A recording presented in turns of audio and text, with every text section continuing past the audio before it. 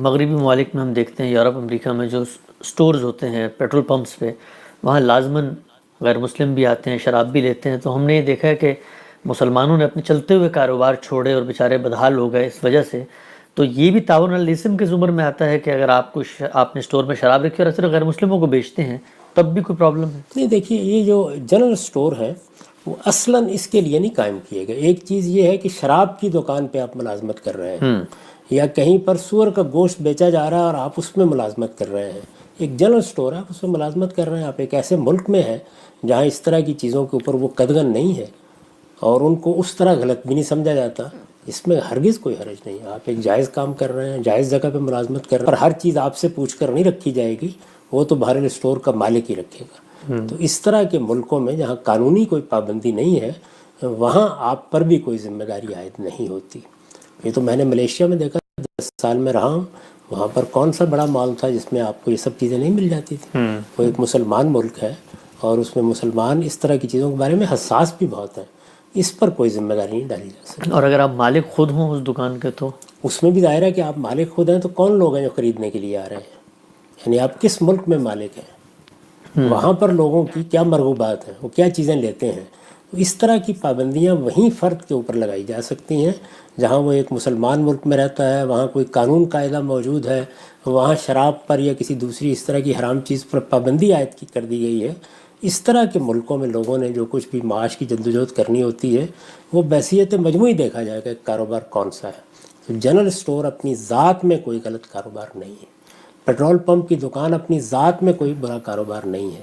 تو وہ کاروبار آپ کر رہے ہیں، اس کے ذیل میں یہ چیزیں ہیں. کوئی شک نہیں ہے کہ اگر کوئی آدمی اپنے آپ کو بہت ہی آلودگی سے بچانا چاہتا ہے اور وہ عزیمت کی راہ اختیار کر لیتا ہے تو اسے روکا تو نہیں جا سکتا.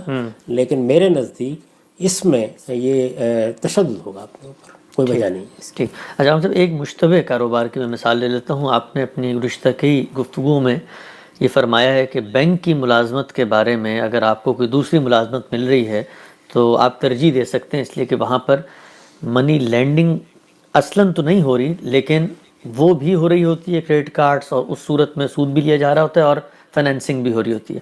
تو میرا سوال یہ ہے کہ لاکھوں کی تعداد میں دنیا میں مسلمان بینکوں میں ملازمت کرتے ہیں. اگر پھر ہم یہ تجویز بھی کرتے ہیں کہ بینکوں میں یہ بہتری آنی چاہیے، اور پھر ہم یہ کہتے ہیں کہ متبادل نوکریاں ملیں تو ان کو وہ بھی لے لینی چاہیے. تو اگر مسلمان وہاں نہیں رہیں گے تو پھر بہتری وہاں کیسے لائی جائے گی؟ دیکھیے یہ دو الگ الگ چیزیں ہیں. ایک آدمی کسی چیز کے بارے میں حساس ہے، وہ یہ خیال کرتا ہے، جیسے میں نے ابھی کہا کہ میں تو اتنی سی بھی آلودگی برداشت نہیں کرتا کہ میں ایک بہت بڑے اسٹور میں کام کر رہا ہوں، وہاں ایک کونے میں شراب بھی بک رہی ہے، میں نہیں برداشت کرتا. تو میں اس سے یہی کہوں گا نا کہ میاں پھر کوئی اچھی چیز ڈھونڈ لو. اس لیے کہ دنیا میں آپ زیادہ سے زیادہ پاکیزہ رہنے کی اگر کوشش کرتے ہیں تو میں آپ کو روکوں گا تو نہیں. پاکیزگی، عزیمت، اپنے لیے کوئی بڑی تکلیف مول لے لینا، یہ فیصلے لوگ اس سے پہلے بھی کرتے رہے ہیں، آج بھی کریں گے، قیامت تک کرتے رہیں گے. بحیثیت مجموعی میری یہ رائے نہیں ہے. جیسے میں نے آپ سے عرض کیا کہ اس طرح کے اسٹور ہیں، ان میں لوگ کام کرتے ہیں، اس میں کوئی حرج کی بات نہیں. اسی طرح کا معاملہ بینکوں کا ہو چکا ہے. اصل میں پہلے مرحلے میں ہم یہ خیال کرتے تھے کہ اصلاً منی لینڈنگ یا کام کر رہے ہیں. اب صورتحال یہ رہی نہیں. اگر آپ غور کر کے دیکھیں تو بینک اب موجودہ معیشت میں ایک غیر معمولی ادارے کی حیثیت اختیار کر چکا ہے. آپ کی زندگی کے تمام معاملات اس پر منحصر ہو گئے. معیشت بہت بڑی چیز ہے نا، یعنی سیاست سے تو آپ ہاتھ اٹھا کے کسی کونے میں بیٹھ سکتے ہیں، معیشت کی گاڑی میں آپ اپنی سیٹ ہی بدل سکتے ہیں، آپ اس سے اتر نہیں سکتے. تو اب بینک کا معاملہ اگر آپ دیکھیں کہ سب لوگوں نے اپنا روپیہ وہیں رکھنا ہوتا ہے. مجھے یہ بتائیں کہ اس وقت جو دینی مدرسے ہیں، جو مسجدیں ہیں، ان تک کے اکاؤنٹ کہاں ہیں؟ بینکوں میں. تو اس کا مطلب یہ ہے کہ آپ ہی اپنا روپیہ فراہم کر رہے ہیں نا، جس کے ذریعے سے وہ سارا نظام چل رہا ہے. پھر بینکوں کے کاروبار میں بہت بڑا کاروبار اب اور کافی بڑھتا جا رہا ہے، وہ مارٹگیج کا ہے، جی، جس پر کوئی اعتراض ہی نہیں کیا جا سکتا. وہ بہت سی کرتے ہیں جن کا آپ سے معاوضہ لیتے ہیں، آپ کاروبار کرتے ہیں، آپ باہر چیزیں بیچتے ہیں، آپ مختلف کمپنیوں سے معاملات کرتے ہیں، وہ آپ کی رقم ایک جگہ سے دوسری جگہ منتقل کرتے ہیں. تو یہ اتنی زیادہ سروسز ہیں یا خدمات ہیں کہ جن کو آپ محض ایک چیز سے متعلق نہیں کر سکتے. تو اس لیے جو اس کا حصہ ایسا ہے جس کی اصلاح کی ضرورت ہے، اس کی اصلاح بھی کرنی چاہیے، اس کی غلطی بھی بتانی چاہیے.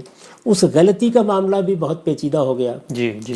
یعنی صورتحال یہ بن گئی ہے کہ آہستہ آہستہ منی لینڈنگ ہی کا کاروبار تھا، لیکن وہ ایسی شکل اختیار کر رہا ہے کہ وہ فائنانسنگ بنتی چلی جا رہی ہے۔ تو ان تمام چیزوں کو سامنے رکھ کر میں اب یہ نہیں سمجھتا کہ لوگوں کو ملازمتیں چھوڑ دینی چاہیے۔ وہ بات اپنی جگہ ہے کہ کوئی شخص یہ کہتا ہے جی میں تو معمولی آلودگی کے ساتھ بھی نہیں جینا چاہتا، تو سوال یہ ہے کہ عزیمت کا، استقامت کا، آلودگی سے بچنے میں آخری درجے کی احتیاط کا دروازہ تو میں بند نہیں کر سکتا۔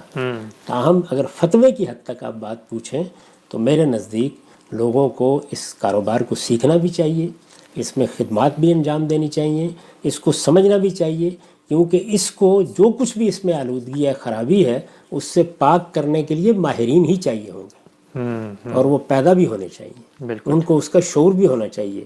صحیح معنی میں وہی آپ کی خدمت کر سکیں گے کہ آپ کو یہ بتا سکیں کہ ان اداروں کو ہم بہتر کیسے کر سکتے ہیں۔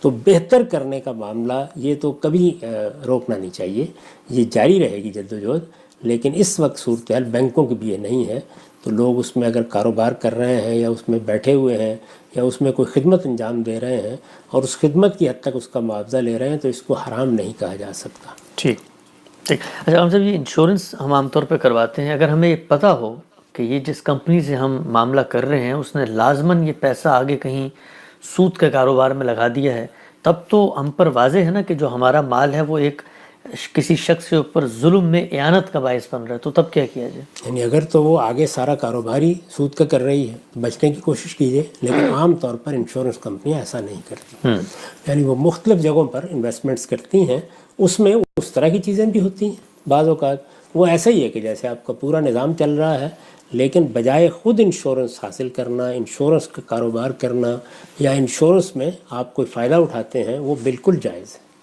یعنی انشورنس بطور ایک کاروبار کے یہ بالکل ویسے ہی ہے کہ جیسے ہم نے ابھی ایک جنرل سٹور کی مثال لی، یعنی جنرل سٹور کا کام تو اپنی ذات میں ناجائز نہیں ہے، اسی طرح بیمہ اپنی ذات میں کوئی ناجائز چیز نہیں بلکہ سوسائٹی کی بہت بڑی خدمت ہے۔ اگر آپ غور کریں تو ہمارے ہاں جو برادری قبیلے کی آپ کے ساتھ مدد تعاون کی صورت ختم ہوئی ہے، اس کا ایک بہترین حل ہے جو دور جدید نے آپ کو ایک نئے نظام کی صورت میں دیا ہے، تو اس سے آپ فائدہ اٹھاتے ہیں اور اس لحاظ سے وہ معاشرے کی بہت بڑی خدمت ہے۔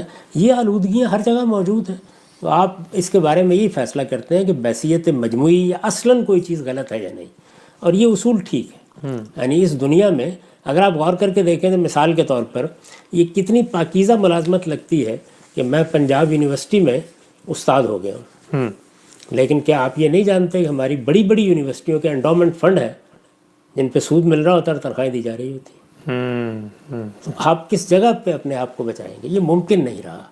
تو اس میں بہتر یہی ہے کہ جو معاملہ آپ کر رہے ہیں، یعنی آپ بینک میں کام کر رہے ہیں، اس کے باوجود آپ خود سود کھانے سے بچیے۔ جی، یہ جو ہم سے ابھی تفسیر میں ایک اصول زیر بحث آیا کہ لا یکلف اللہ نفسا الا وسعہا، اسی کا اطلاق ہوگا نا کہ میں اپنے استطاعت کی حد تک اس کا مکلف ہوں، باقی میری دکان میں کوئی پیسہ کہاں سے لے کر آ رہا ہے مجھے اس کی تحقیق کی ذمہ داری نہیں دی۔ یہ ذمہ داری اللہ نے ڈالی بھی نہیں ہے، آپ پر ذمہ داری اتنی ہے کہ جب آپ کے سامنے کوئی واضح چیز غلط آ جائے تو آپ اس سے اجتناب کریں، اس سے بچنے کی صحیح کریں، اتنی بات ہی ہے۔ اور اس میں اسی اصول کو سامنے رکھیں کہ جو کام آپ کر رہے ہیں یا جس کام میں آپ شریک ہو رہے ہیں، اصلاً اس کی نوعیت کیا ہے، یعنی کیا اصلاً وہ ایک جائز کام ہے، بحیثیت مجموعی وہ ایک خدمتی کا کام ہے، اس میں کوئی آلودگی ہے، بس اس کو اللہ معاف فرمائے گا۔